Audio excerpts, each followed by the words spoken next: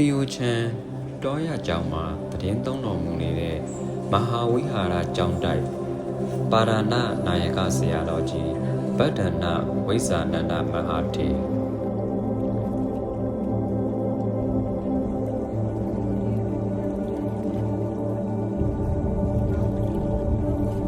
ရန်ကုန်တိုင်းဒေသကြီးမော်ဘီမြို့နယ်ဘိုးဒေါနာကုန်းကျေးရွာမှာတည်ရှိတဲ့မဟာဝိဟာရကျောင်းတိုက်မဟာဝိဟာရ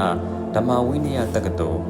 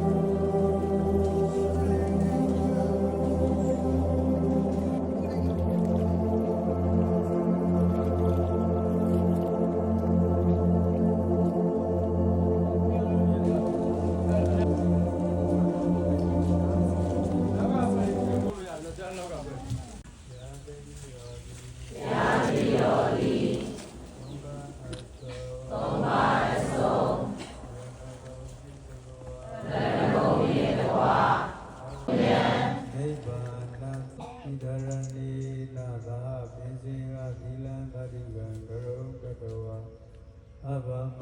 တိနာတပါတိတာအဘမတ